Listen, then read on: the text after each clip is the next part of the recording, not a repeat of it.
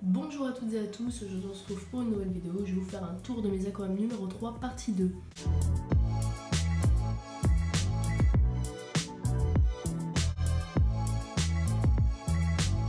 J'avais déjà fait la partie 1 il y a une semaine, donc si vous êtes nouveau disons sur la chaîne et que vous regardez cette vidéo, je vous invite à regarder dans les anciennes vidéos. Il y aura normalement la vidéo tour de mes aquariums numéro 3 partie 1 juste avant celle-ci.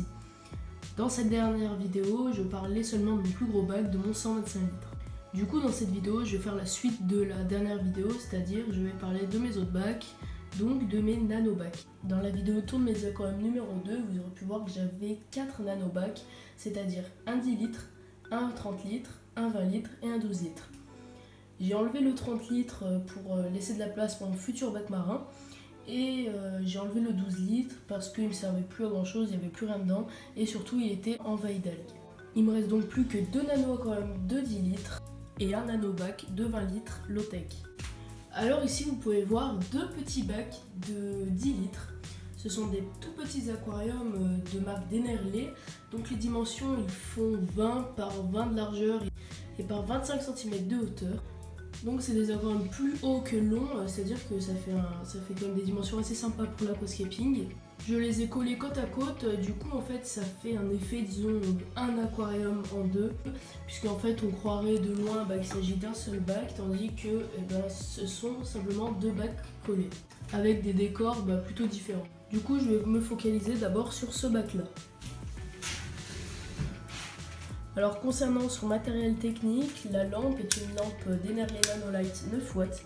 Alors ça éclaire plutôt bien et vu comme je l'ai orienté, ça permet d'éclairer vraiment tout le bac. Ensuite le filtre, c'est un filtre Dennerley d'angle, un filtre d'angle Dennerley adapté aux petits aquariums. Et voilà, du coup en fait on voit quasiment pas. Donc il est juste là-bas au fond pour ceux qui ne l'ont pas vu encore. Voilà, avec la canne de rejet du coup que j'ai orienté comme ça, et on peut également régler le débit. Donc là je l'ai mis vraiment au milieu parce que je peux mettre plus faible ou plus fort.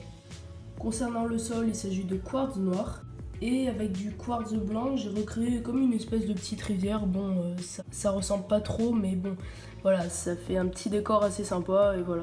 Pour les pierres, ce sont des Leopard Stone. Ensuite, du coup, je vais m'attaquer aux plantes. Donc, j'ai pas mal de plantes différentes dans cet aquarium. Je vais commencer des plus petites aux plus grandes. Alors ici, j'ai une petite cryptocoryne Wenty Brown. Ici, une cryptocoryne Wenty Green. Une petite Adubia Nana, donc posée sur une roche. De l'Hygrophila polysperma, donc j'en ai ici. Ici, j'ai de la Limnophila sessiliflora, donc j'en ai ici également et derrière. Ici, j'ai de la Limnophila aromatica. Et là-bas derrière, j'ai de la Ludwigia aquatica, il me semble. Concernant la population, j'ai juste un poisson. Il s'agit d'un Beta splendens femelle. Alors c'est une combattant femelle, ça fait plusieurs mois que je l'ai, donc c'est une plaquette Dumbo et elle est vraiment magnifique, regardez-la. Donc voilà, elle a vraiment de superbes couleurs. Moi je l'adore et puis j'adore son comportement aussi, elle est toujours à l'affût de quoi que ce soit. Elle est vraiment magnifique. Après c'est vrai que 10 litres c'est quand même pas vraiment assez pour un combattant. Moi avant elle était dans un 30 litres que j'ai enlevé, du coup j'avais aucun autre choix de la mettre là-dedans. Mais c'est vrai que je reconnais que c'est quand même relativement petit. Maintenant je vais vous parler de cet aquarium là. De base c'était mon Iwagumi 10 litres, mais maintenant c'est plus trop un Iwagumi puisque j'avais eu une invasion d'algues bleues. Donc ça s'était vraiment mis de partout dans mes plantes gazonnantes et sur mes pierres. J'ai dû faire un blackout histoire d'éradiquer tout ça. Du coup ça a tué la plupart de mes plantes gazonnantes, donc il en reste pas beaucoup. Et pour éradiquer encore cette algue, j'ai rajouté des plantes d'arrière-plan, la Limnophila sessiliflora, histoire de vraiment combattre cette algue. J'ai aussi rajouté un petit brin d'Hygrophila polysperma. Du coup, pour ceux qui connaissent pas ce bac, l'éclairage c'est le même que celui-ci, le Dennerley Nanolight 9 watts. Le filtre est un petit filtre externe de type cascade, avec dedans des billes de céramique et de la ouate. Concernant le sol, il s'agit d'un petit sol nutritif Dennerley ainsi que de sable noir, Dennerley aussi. Les roches, ce sont des ocostones. Les plantes ici, c'est de l'Eleocharis. Donc c'est tout pour mes petits bacs de 10 litres. Maintenant, du coup, je vais passer à mon 20 litres qui est juste derrière moi. Voilà mon aquarium de 20 litres. Alors c'est un 20 litres qui fonctionne en low-tech, c'est-à-dire qu'il n'y a pas de filtre et voilà, ça marche vraiment très bien pour ce bac là puisqu'il est vraiment très planté. Je reviendrai après du coup sur les plantes. Par rapport à la vidéo Tourne mes bacs numéro 2, il y a eu beaucoup de changements sur ce bac. Tout d'abord, en fait, de base, le bac était bleu. Du coup, j'ai enlevé le couvercle. J'ai remplacé du coup la LED qui était dans le couvercle par une rampe LED que j'ai acheté sur internet.